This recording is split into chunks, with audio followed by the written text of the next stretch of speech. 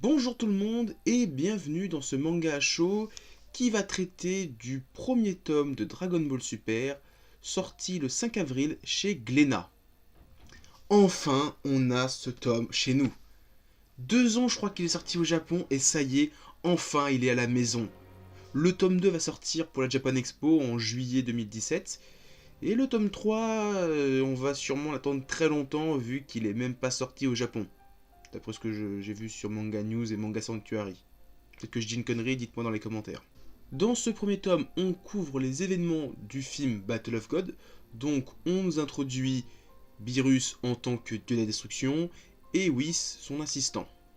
Ça reste tout de même une version assez abrégée du film. Oui, en 4-5 chapitres, on peut pas tout couvrir, on peut pas tout raconter. Et surtout que ce tome 1 doit aller assez vite. On nous fait le premier film et le troisième arc. Le deuxième, il passe à la trappe. C'est dégueulasse. Ah, je suis dégoûté. Pour vous dire à quel point c'est abrégé, il n'y a même pas la scène de la danse de Vegeta. Quand Bills arrive, tout ça, ils l'ont pas montré. Ça va super vite, donc on a une petite scène entre deux chapitres où on voit Vegeta s'entraîner à faire sa fameuse tango, et après, durant un autre interchapitre, on le voit dire « Putain, je suis dégoûté, je voulais faire ma danse, ah, je suis vénère, je suis colère !» Et ça me fait rire. Franchement, ils ont essayé d'enlever ce petit moment qui a énervé beaucoup de fans, mais qui fait plaisir quand même, parce que moi j'ai aimé cette scène de Vegeta qui danse. C'était trop marrant, trop drôle, c'était trop cool. Quand je continue à dire que c'est hyper abrégé, comment ils ont découvert le Super Saiyan God, donc appelé Shenron, il faut qu'il y ait 5 Saiyan, que Videl soit enceinte, ça dure une case. Même pas une page, une case. C'est genre, et on a appris que Videl était enceinte. Quoi? C'est tout? Ceux qui n'ont pas vu le film, qui n'ont pas vu la série, qui veulent découvrir Dragon Ball Super avec le manga, vous êtes dans la merde, hein, parce que c'est une version abrégée des 2 premiers films, et même peut-être même du premier arc, parce que, voilà, il faut que je vous le dise, j'ai un petit peu survolé les scans. De temps en temps, je regardais, je sais qu'il y a des différences. Je sais que beaucoup de gens apprécient beaucoup plus le tournoi entre Champa et Beerus en scan plutôt qu'en animé. Je sais pourquoi, mais je l'ai lu, voilà, j'ai survolé les scans. De toute façon, j'attendrai les tomes. J'apprécie plus de lire les tomes que les scans. Hein. Je le dis souvent. Les scans, j'en lis de moins en moins qu'à une époque. À une époque, je me bouffais 30 ou 40 séries en scan. Aujourd'hui, c'est moins d'une dizaine. Et donc, Dragon Ball Super ne fait pas partie de cette dizaine. Donc, désolé. Donc, avec ce premier arc de Battle of God, ce deuxième arc du retour de Freezer qui n'est pas là, et le troisième arc, donc qui est le tournoi entre Champa et Beerus, on a la fin. À la toute fin, une double page, avec un interview entre Toyotaro et Toriyama. Toyotaro qui est le nouveau dessinateur de Dragon Ball, donc de Dragon Ball Super, et Toriyama, je vous l'apprends peut-être, mais c'est le dessinateur de Dragon Ball et de Dr. Slump, qui sont 2 très bons mangas. Surtout Dragon Ball Super. Enfin, plutôt Dragon Ball.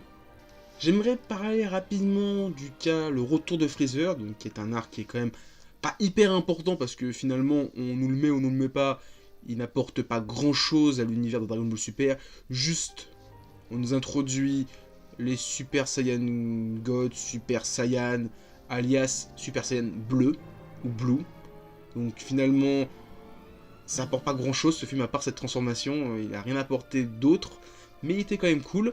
Et c'est dommage qu'on l'ait pas dans cette série. Surtout que Toyotaro a dessiné le film, parce que j'ai cru comprendre, je me suis renseigné un petit peu à droite à gauche, et qu'il a dessiné les 3 quarts du film. Donc il aurait pu faire le dernier quart et nous le mettre dans le tome. Surtout que ça aurait fait des tomes un peu plus compacts. On aurait eu un gros tome Battle of God, un gros tome Retour de Freezer, et ensuite on aurait fait Beerus vs Champa, on aurait fait Black, là on est en train de faire... il a même pas encore commencé, c'est le tournoi du pouvoir. Putain, peut-être il va... Je trouve qu'il va pas assez vite. Ça, c'est peut-être le seul défaut qu'a l'auteur. Il est dans un mensuel, alors qu'en parallèle, il y a un animé. C'est un peu casse-gueule. Mais bon, ça, tout le monde est au courant. Donc, je vais pas rajouter une couche. Ça n'apporte rien au débat. Niveau dessin, c'est du très bon. En même temps, le mec a été choisi par Toriyama en personne. Donc, c'est sûr qu'au niveau dessin, ça doit être du très bon. Le mec, il est même... Je vais vous dire un truc. Dans le reportage qu'il y a de 2 pages, il dit « Ouais, mais je suis pas assez bon, je suis pas assez bon. » Et Toriyama lui dit « Non, mais mec, t'es plus fort que moi à l'heure actuelle. Enfin, aujourd'hui, je dessinerai, je suis pas de ton niveau. » Pour vous dire, le mec, il a même pas l'ego. C'est ça qui est ouf, parce que je me dis peut-être qu'il va se dire ouais, je dessine Dragon Ball, je suis le maître. Ah non, non, il se considère inférieur à Toriyama. Alors que Toriyama dit ah, moi ça fait 20 ans que j'ai pas dessiné, hein, je saurais même pas dessiner un chat là. Alors, même une patate, j'arriverais pas à la faire. Donc j'aime bien ce côté pas très orgueilleux du personnage, mais voilà, j'ai l'impression qu'il manque d'assurance et qu'il faudrait peut-être qu'il en prenne un petit peu par la suite. Parce que bah, il dessine comme Dragon Ball le mec, il dessine pas n'importe quoi. Il dessine The Shonen. Voilà. Niveau histoire, bon, le seul défaut, c'est que l'arc de Battle of God est abrégé et que l'arc de Freezer est non présent. Mais voilà, l'arc de Freezer, il apporte que le Super Saiyan bleu, donc OCF. Et voilà, mais le seul défaut, c'est quand même, c'est que pour ceux qui ont ni vu les films, ni vu l'animé, donc même si c'est qu'une minorité de personnes, et ben ces gens-là vont être baisés. Et ça, c'est dommage. Très dommage. J'aime aussi, bon, j'ai déjà mentionné par rapport à Vegeta et sa danse, les pages de gag interchapitres. Il y en a deux qui me font mourir de rire, c'est quand tu vois Magenta en train de pleurer parce qu'il a eu 50 sur 20 à l'examen écrit pour le tournoi, et Krillin qui palpite parce qu'il a cru voir, il pensait revoir la forme bodybuildée qu'il a tuée sur un mec de Freezer, enfin de Frost plutôt. C'est des petits gags comme ça, je sais plus si on a un animé, mais en tout cas ça fait plaisir à voir parce que ça donne un petit côté vivant, et ça c'est cool. C'est bon, c'est fini. Et Kenny fait putain mais tu casses les couilles. Moi je voulais une planète gigantesque avec une autoroute et je puisse faire plein de trucs. Toi tu viens, tu me refais la même. C'est marrant. C'est en plus, je crois que dans l'animé il explique pas du tout. C'est d'un coup sa planète revient. Comme ça. Au plus grand des calmes. Là au moins, ben. C'est expliqué. Ça c'est cool. Un bon point. Le seul bon point que j'ai pu trouver au manga. Pour l'instant.